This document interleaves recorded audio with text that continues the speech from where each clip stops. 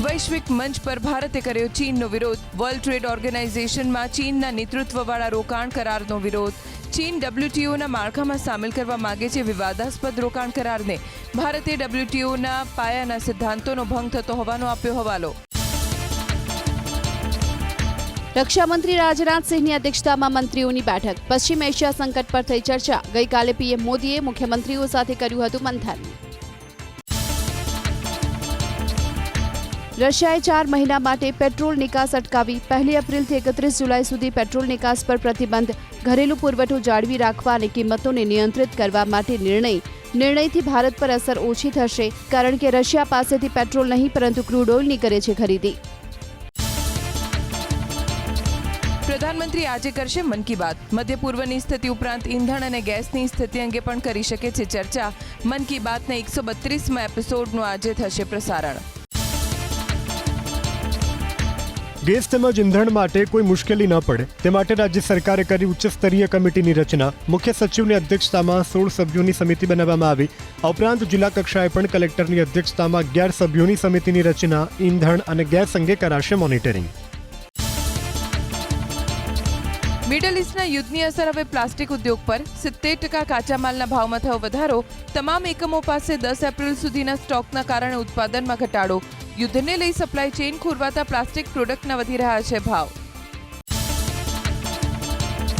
Middle ઇસ્ટના યુદ્ધની અસર હવે ચીન અને જાપાનના વેપાર પર. રૂટ ખોરવાતા કંડલા અને મુન્દ્રા પોર્ટ પર જહાજો કરાયા ડાયવર્ટ. તો વધુ એક જહાજ 47,000 મેટ્રિક ટન LPGના જથ્થા સાથે વાડીનાર પહોંચ્યું.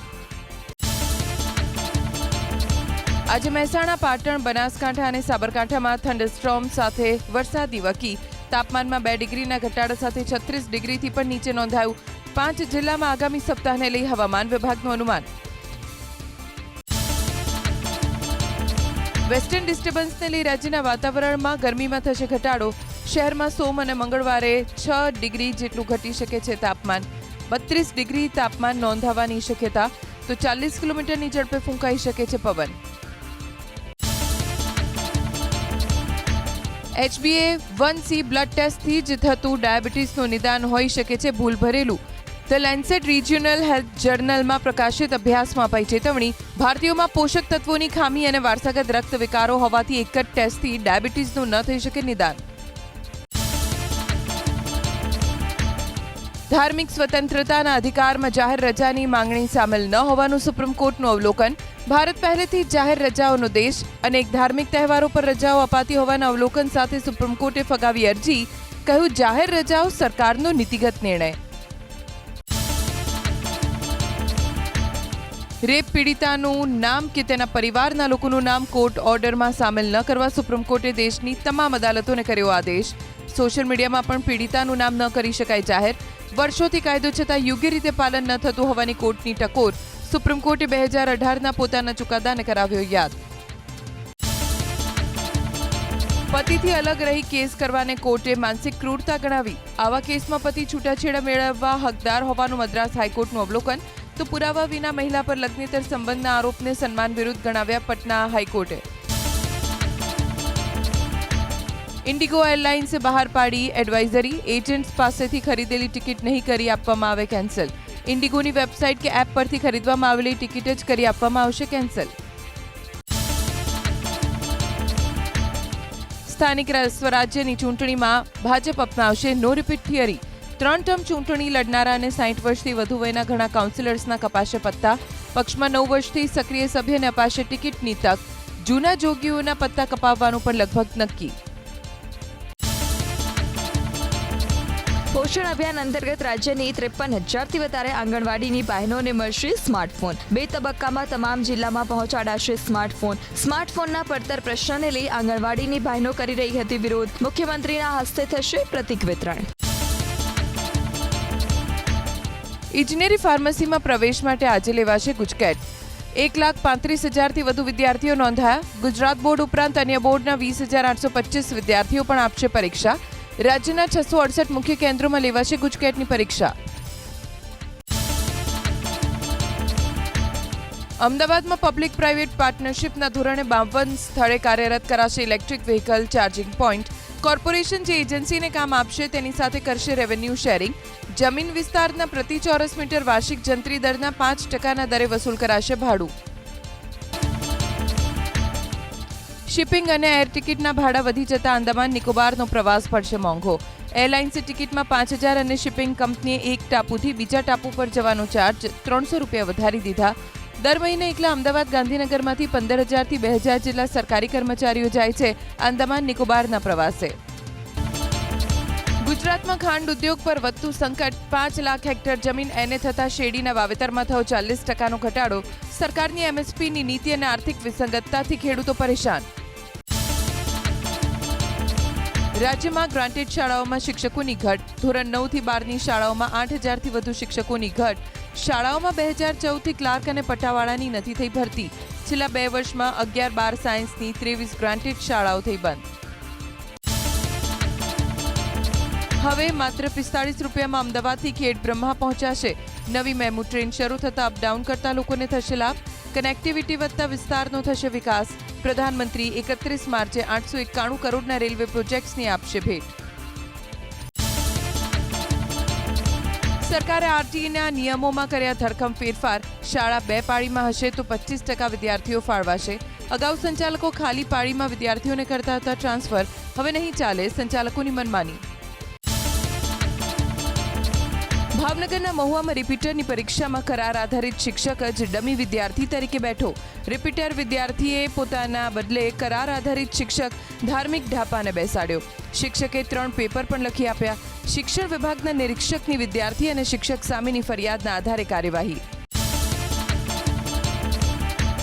ગુજરાતમાં 17 વર્ષમાં વાહન ચાલકોએ ટ્રાફિક નિયમ ભંગ બદલ ભર્યો 1400 કરોડથી વધુનો દંડ. દંડની રકમ માર્ગ સુરક્ષા નીતિમાં હસ્તાંતરિત કરવાના ઠરાવ બાદ કેગના ઓડિટમાં 16%ની ઘટ આવી સામે. નવસારીમાંથી ઝડપાયેલ આતંકી ષડયંત્રનો કેસ. કેન્દ્ર સરકારે એનઆઈએને તપાસ સોંપવા નિર્ણય કર્યો. રિવોલ્વર, કારતૂસ સહિત ઉર્દુમાં લખેલું 29 પાનાનું ઉશ્કેરણીજનક મળી આવ્યું હતું લખાણ. એનઆઈએ નવેસરથી ગુનો નોંધી કરશે કાર્યવાહી. ચકચારભર્યા બિટકોઇન હેરાફેરી કેસમાં શૈલેષ ભટ્ટના ભત્રીજા નિકુંજ અને સંજય કોટડિયા સહિત 14 સામે ઈડીની ફરિયાદ. નિકુંજ ભટ્ટ અને અન્ય આરોપીઓએ ગુનાખોરી દ્વારા મેળવેલા કરોડો રૂપિયાના ક્રિપ્ટોકરન્સીનું કર્યું હતું લોન્ડરિંગ. 44 કરોડથી વધુની રકમની હેરાફેરી કરવામાં આવી હોવાનો ખુલાસો. 1 એપ્રિલના રોજ હાથ ધરાશે વધુ સુનાવણી. મુખ્યમંત્રીના હસ્તે શહેરમાં આજે 1,099 કરોડના ખર્ચે થશે લોકાર્પણ અને ખાતમુહૂર્ત. 51 શાળાઓને આજે મળશે રોબોટિક્સ લેબ તો 6,000થી પણ વધુ લોકોને આવાસનો મળશે લાભ. સાંજે 4 વાગે યુનિવર્સિટી ઓડિટોરિયમમાંથી જાહેર જનતાને કરશે સંબોધન.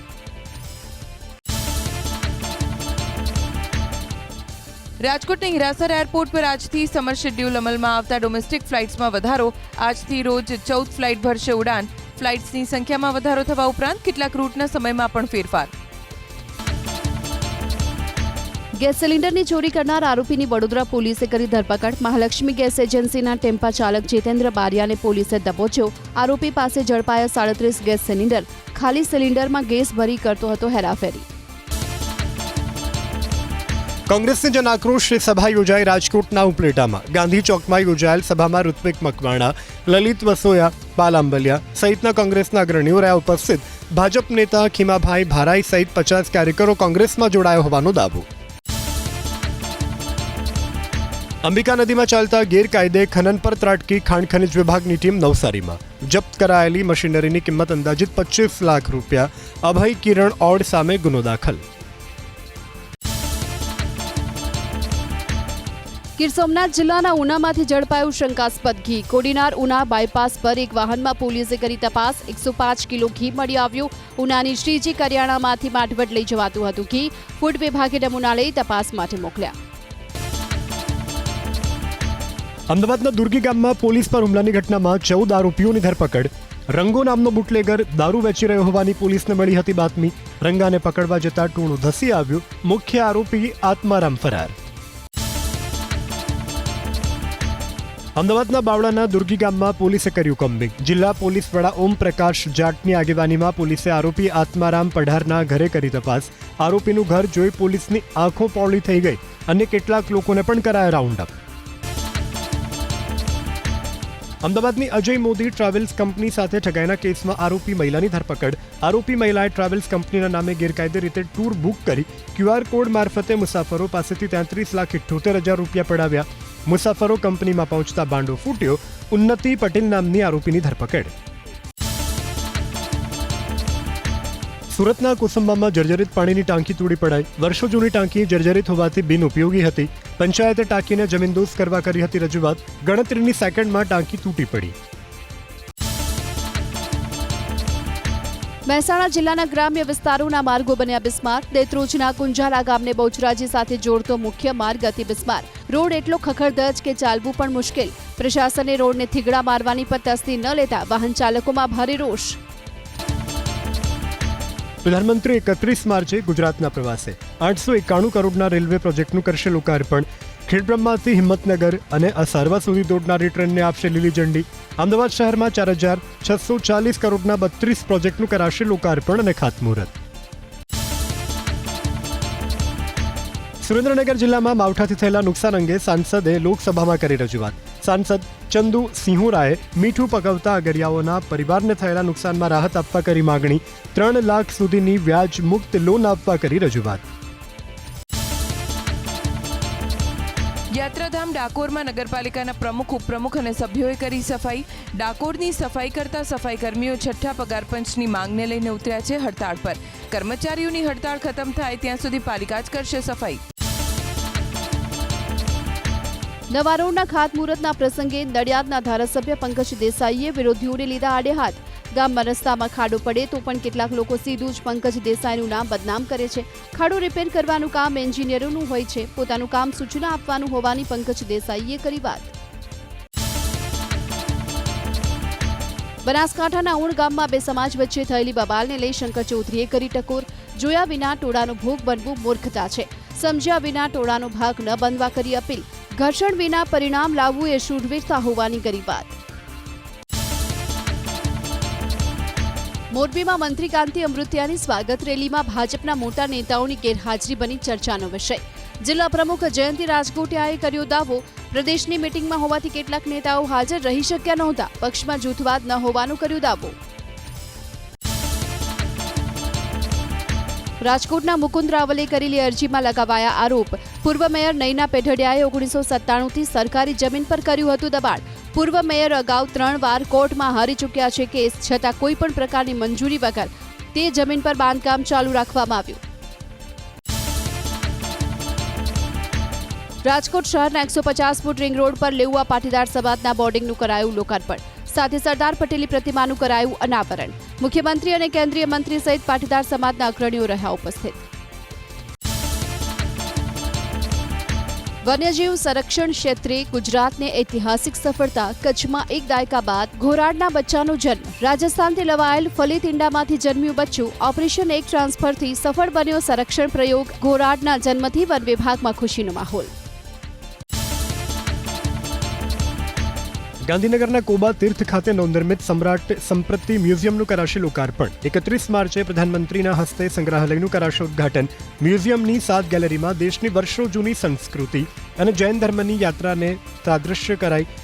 2000થી વધુ પ્રાચીન જ્ઞાન, શિલ્પ અને કળા સામગ્રીનો સંગ્રહ. ડાંગ જિલ્લાના સર્વાંગી વિકાસ માટે અમદાવાદમાં આવેલી RBIએ કરી પહેલ. ભારતીય રિઝર્વ બેંકના અધિકારીઓએ ઓછા ક્રેડિટ ડિપોઝિટ રેશિયો અંગે ઉચ્ચ સ્તરીય સમીક્ષા બેઠક. ડાંગના 311 ગામોમાં ધિરાણ શિબિરો યોજવા તૈયાર કરાયો એક્શન પ્લાન. ઇન્ડોનેશિયામાં 16 વર્ષથી નાના કિશોરો માટે સોશિયલ મીડિયા પર મુકાયો પ્રતિબંધ. નિયમ પાલનના મામલે ઇન્ડોનેશિયા સરકાર નહીં કરે કોઈ સમાધાન.